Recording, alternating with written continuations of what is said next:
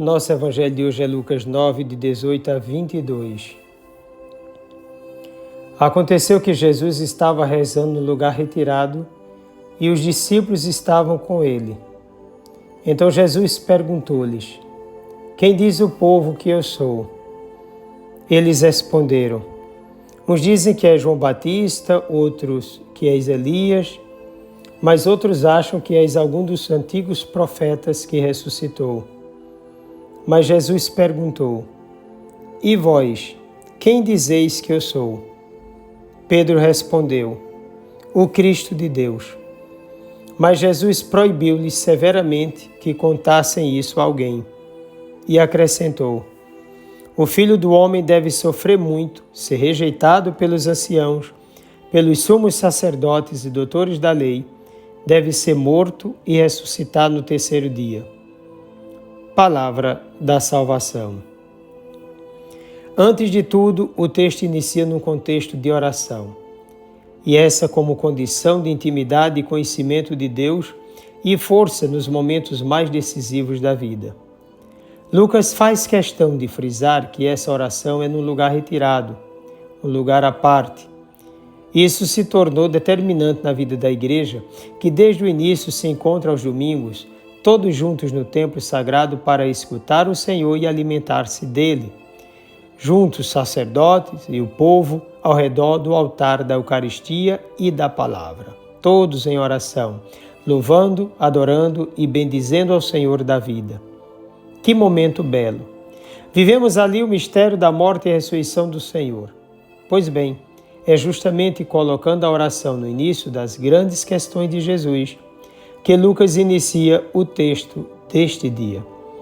Essa é uma das características do Mestre. Sua condição de vida é oracional, pois ele é todo para o seu Pai e está sempre voltado para o Pai, intercedendo por todos os seus.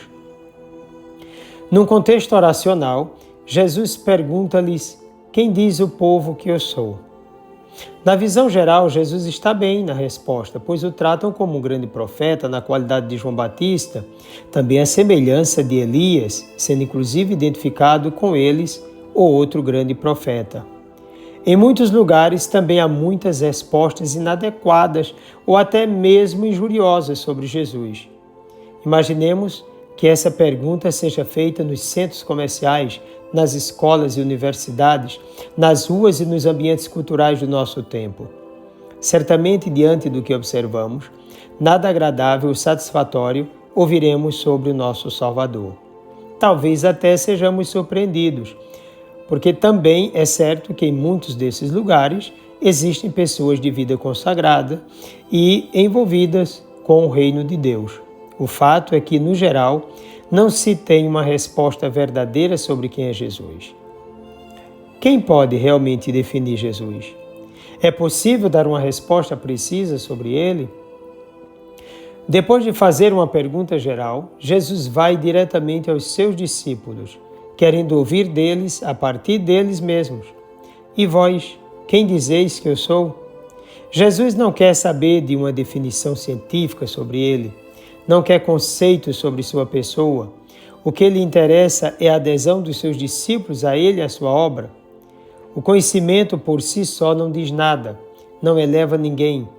Muitas vezes serve somente para enganar quem conhece na ilusão de um universo de orgulho e autossuficiência. Não é esse tipo de conhecimento que serve na descoberta de Jesus. Aqui trata-se de uma experiência na intimidade de uma vida de encontro, de abertura à ação de Deus e de fé. Os apóstolos viviam com Jesus, escutavam-no, aprendiam dele, viam os seus milagres e experimentavam sua ação misericordiosa. A vida de Jesus com eles era a mais perfeita escola de vida e fé. Então, confirmar o que dizem sobre ele não significa nada, pois o que dizem não condiz com a realidade mesma do Mestre. O conhecimento da realidade de Jesus exige experiência pessoal e entrega de si mesmo, renúncia da mentalidade mundana e acolhida da lógica de Deus. Em Mateus, Pedro diz: Tu és o Messias, o Filho do Deus vivo. Em Lucas, diz somente o Cristo de Deus. Tanto num contexto quanto no outro, Pedro diz a verdade sobre o Mestre, mas desconhece a profundidade dessa afirmação. De fato, ela foi professada por inspiração de Deus. Pedro não imaginava Jesus como Messias segundo o pensamento de Deus, mas segundo a mentalidade dos judeus. Mesmo assim, Jesus respeita sua afirmação. No final do texto de Mateus, diferentemente de Lucas, acrescenta, apesar do sucesso na resposta, um Pedro ainda desconhecedor do projeto de Deus, quando Jesus disse que iria sofrer muito e morrer por parte dos anciãos, dos sumos sacerdotes e dos mestres da lei, mas que ressuscitaria no terceiro dia. Esse é o primeiro anúncio da paixão. Pedro se manifesta e mais uma vez demonstra desconhecer o tipo de Messias que era Jesus.